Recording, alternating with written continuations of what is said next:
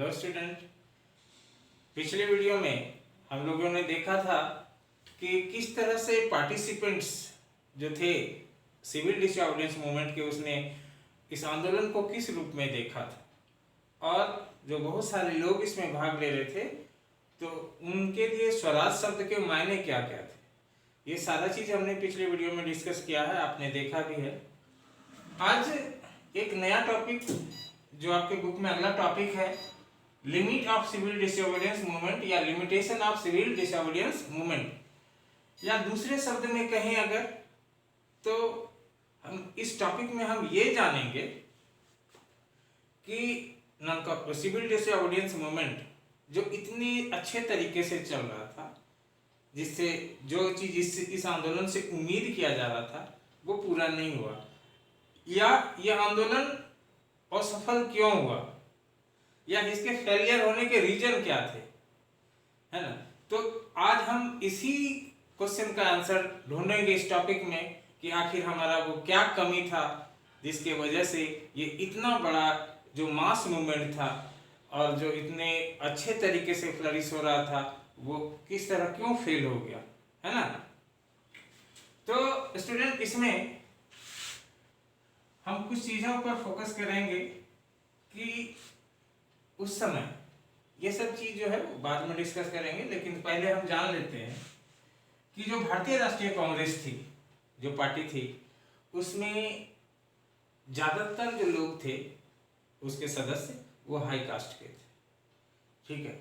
और high cast के लोग कहीं ना कहीं अनटचेबिलिटी का फीलिंग था उसके अंदर, और दलित जो लोग थे जो जिन्होंने कि इस आंदोलन में नहीं के बराबर पार्टिसिपेट किया था, खास करके महाराष्ट्र और नागपुर जैसे इलाकों में जहाँ पर कि ये इसका ऑर्गेनाइजेशन स्ट्रांग था दलितों का, वहाँ तो बिल्कुल भी भाग नहीं लिया इन्होंने। क्यों भाग नहीं लिया?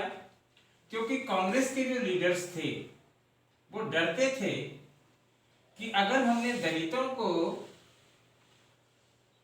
इसमें सौगन्या अवज्ञा आंदोलन में, सिविल डिसऑबीडियंस मूवमेंट में अगर पार्टिसिपेट करा दिया, अगर उसको भी जोड़ लिया, तो कांग्रेस के जो लीडर, जो मेंबर्स सब हैं, जो हाई कास्ट के हैं, वो एलाइनमेंट हो जाएंगे, वो अलग हो जाएंगे, ठीक है।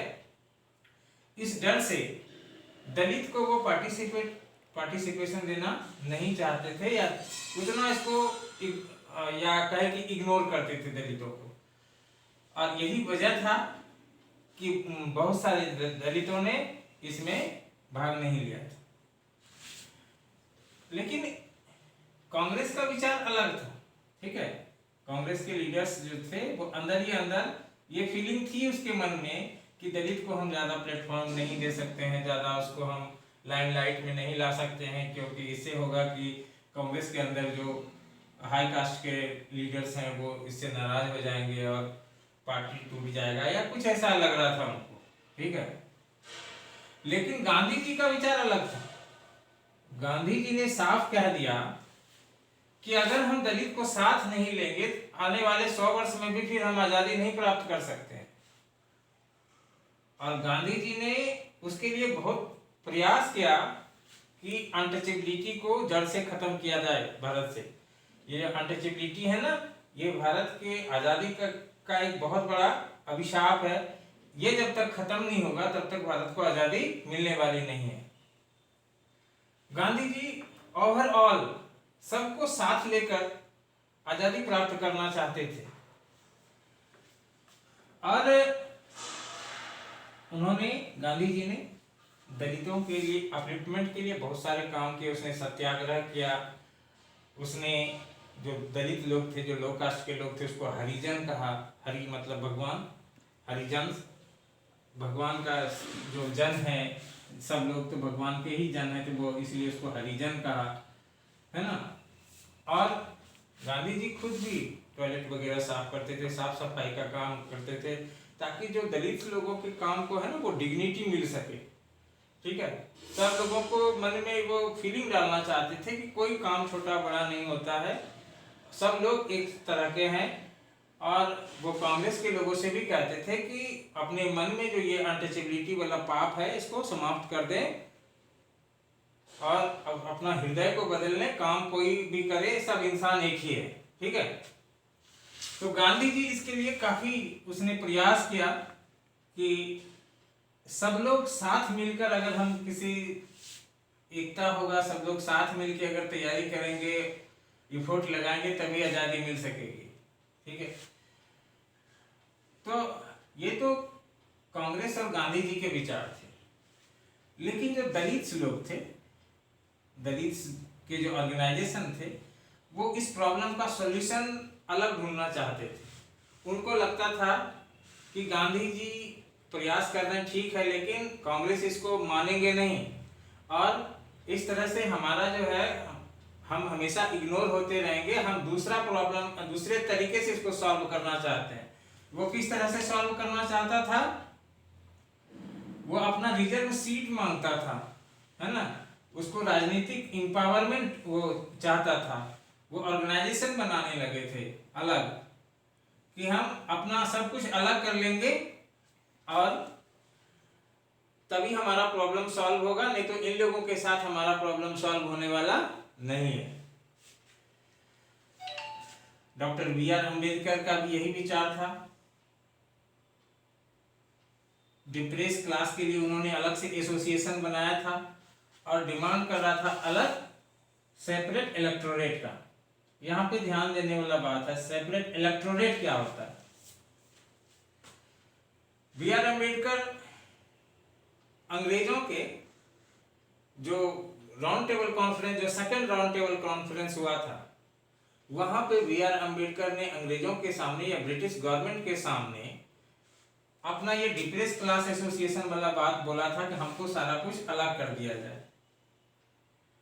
अंग्रेज तो ये चाहते ही थे कि फूट पड़े इन लोगों में, ताकि हमारा जो है सिक्का चलता रहे और हम इसको लंबे समय तक डोमिनेट करके रखें। और इन्होंने वहां अंतर्राष्ट्रीय मंच पर या वहां पे ब्रिटिश ऑर्गेनाइजेशन के सामने इस बात को रख दिया।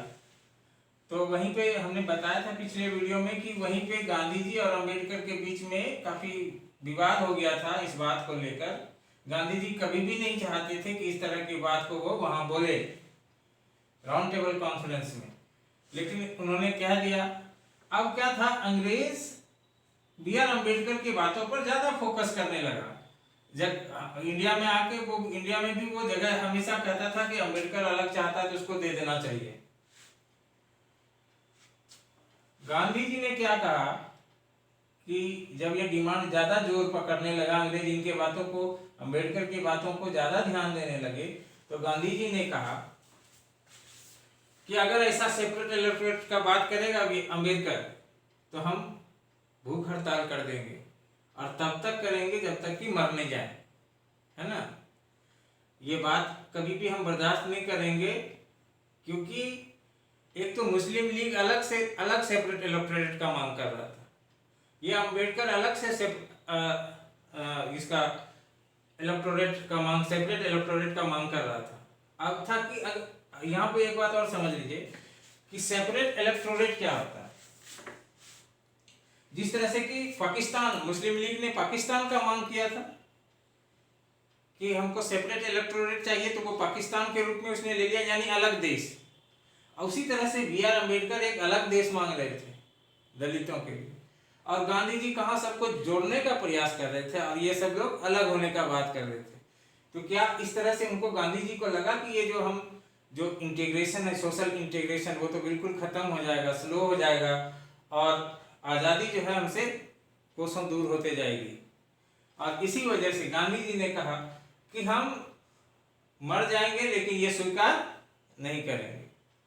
हालांकि अंबेडकर भी गांधी जी के पोजीशन को समझते थे और उन्होंने उनके बात को समझा, और गांधी जी और अंबेडकर के साथ पूना में, महाराष्ट्र पूना में एक पैक्ट हुआ, संधि हुआ 1932 सितंबर में, जिसमें कि उनको कहा गया अंबेडकर को कि हम उसका जो कंस्टिट्यूएंसी है दलितों के लिए वो रिजर्व कर देंगे ठीक है, उसका जो है उसका मेंबर, वो जनरल इलेक्शन जब भी होगा तो उस सीट पर सिर्फ दलित ही खड़े होंगे और दलित ही उस पर, जो मान लीजिए कि 10 दलित है, 10 कैंडिडेट है, 10 दलित होंगे और उसी में से कोई एक जीतेगा। इसको और अच्छे से समझ लीजिए कि जैसे कि ये है ना देश है हमारा, मान लीजिए, तो इसमें ये कंस्टिट्यूएंसी है, जिसको कि कंस्टिट्यूएंसी किसको कहते हैं कि जियोग्राफिकल एरिया होता है, जिससे कि एक कोई मेंबर चुन के जाते हैं, चाहे वो लेजिस्लेटिव असेंबली में जाए या सेंट्रल असेंबली या पार्लियामेंट में जाए, तो कोई एक यहाँ से चुन के जाते हैं, जिसको कंस्टिट्यूएंसी कहते हैं। और इलेक्टोरेट, सेपरेट इलेक्टोरेट का मतलब कि अलग देश, तो गांधी जी ने कहा कि अलग देश तो हम नहीं देंगे, लेकिन कंस्टिट्यूएंसी अलग कर देंगे, जिसमें कि उसी दलित कैंडिडेट ही सिर्फ खड़े होंगे।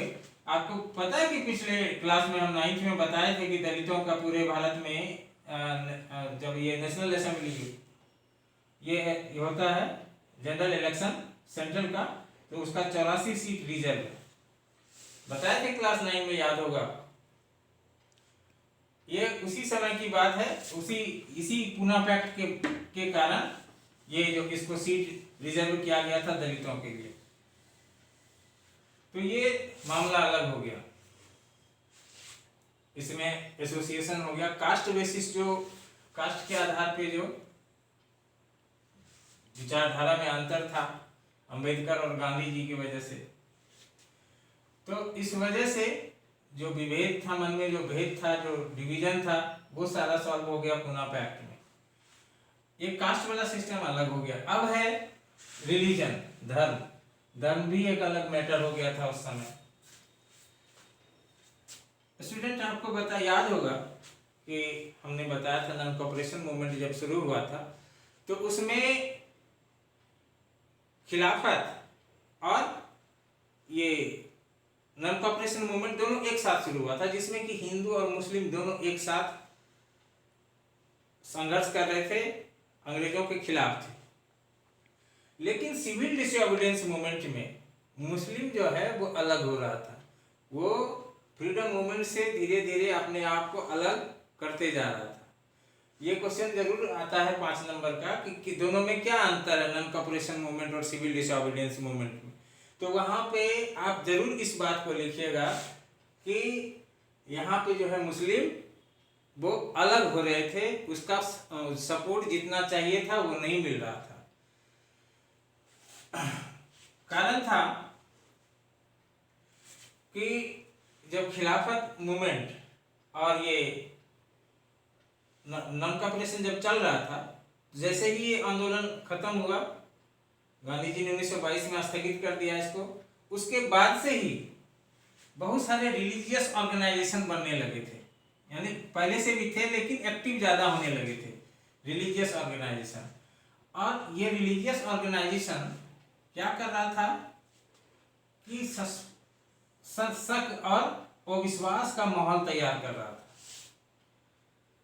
जैसे कि हिंदू महासभा और मुस्लिम लीग, ये दोनों अलग अलग संस्था था, धार्मिक ऑर्गेनाइजेशन। हिंदू महासभा के नेता थे M.R. जयकर और मुस्लिम लीग के थे अली जिन्ना। और ये पहले फीलिंग था कि सब एक साथ मिलके ये समझता था कि ये मेरा देश है ना, हम अपने देश के आज़ाद के लिए या कुछ कर रहे देश के लिए। लेकिन अब हिंदू महासभा और मुस्लिम लीग जैसा जब ऑर्गेनाइजेशन बन गया, तो ये बताने का प्रयास करता था ये हिंदू महासभा कि ये सिर्फ हिंदुओं का ही है, और मुस्लिम लीग ये बताने का कोशिश करता था कि ये सभा सिर्फ मुस्लिमों का ही है। ठीक है, तो ये विभेद ज़्यादा बढ़ रहा था हिंदू मुस्लिम का, और जो कि एक बहुत बड़ा कारण था कि मूवमेंट जो है जितना डिजायर इसको था, इससे जितनी आशा थी कि इतना हम प्राप्त कर लेंगे, ऐसा कर लेंगे, उसमें सबसे बड़ा बाधा बन गया ये सब चीज़। ये 1927-28 में ये सब सिचुएशन बन रहा था। तो हालांकि अली जिन्ना वगैरह ने बहुत सारा प्रयास किया, लेकिन सफलता नहीं मिली। विवाद कभी इतना इतना बढ़ गया कि कभी कभी दंगा भी हो जाता था, हिंदू मुस्लिम वगैरह में विवाद हो जाता था। मतलब कि कुछ प्रोसेसन वगैरह निकाला जाता था, जैसे कि मुहर्रम वगैरह है या कोई हिंदू का फेस्टिवल है, तो इसमें जो जुलूस वगैरह निकाला जाता था, मुझे जैसा लगता था कि दुश्मन की तरह वो ट्रीट करता था एक दूसरे को, जो आज भी कभी कभी देखने को मिलता है। तो ये प्रॉब्लम उसी समय से ये तैयार हो रहा था, ठीक है। तो ये सब वजह था सिविल डिसोबीडियंस मूवमेंट के फेलियर का, कि ये जितना चाह रहा था कि इसे अचीव कर लेंगे, उतना वो अचीव नहीं कर पाया, ठीक है। नेगोशिएशन और क्वेश्चन ऑफ रिप्रेजेंटेटिव, बाद में प्रयास काफी किया गया कि हिंदू मुस्लिम एकता बनी रहे, इसके लिए जिन्ना ने भी प्रयास किया। लेकिन रिप्रेजेंटेटिव की जब बात होती थी कि किसका कितना रिप्रेजेंटेटिव होगा असेंबली में, उस बात पर अली जिन्ना और जैकर में बिल्कुल नहीं पटा। वो एकदम अपोज कर दिया कि नहीं, इतना हो ही नहीं सकता। तो वो कहता था इतना हम लेंगे नहीं, और इस तरह से विवाद बढ़ता गया। और बाद में इसका परिणाम ये हुआ कि देश का विभाजन होके रहा, है ना। पाकिस्तान, गांधी जी तो ये भी नहीं चाहते थे कि कभी पाकिस्तान का विभाजन हो इस तरह से। गांधी जी तो सारा शर्त मानने के लिए तैयार थे, लेकिन जो कांग्रेस के लीडर्स थे उन्होंने उसे नहीं माना, और इसका परिणाम ये हुआ कि देश विभाजन हो गया। फिर भी गांधी जी ने भारत का विभाजन, एक और विभाजन हो जाता अगर गांधी जी और अम्बेडकर के बीच में ये पैक्ट नहीं होता। तो ये सारा आपने समझ लिया स्टूडेंट। अगर इसमें कहीं दिक्कत हो तो आप जरूर हमसे पूछेंगे। अगर क्वेश्चन कोई आपके मन में हो, आप बुक भी पढ़ना साथ में। सारा चीज हम नहीं बता सकते कि बुक में बहुत सारी बातें लिखी होती है। हमने शॉर्ट में एक दिशा देने का कोशिश किया है ताकि आप मेन चीज को समझ सकें। जो मेन थीम है इसका वो क्या है वो आप समझ सकें, ठीक है स्टूडेंट। जो अगला टॉपिक होगा वो होगा collective sense of common belonging. तो ये नेक्स्ट टॉपिक में हम लोग ये डील करेंगे। अभी आप इसको देखना, समझना, और जहाँ कोई क्वेश्चन हो पूछना। Thank you student, thanks a lot.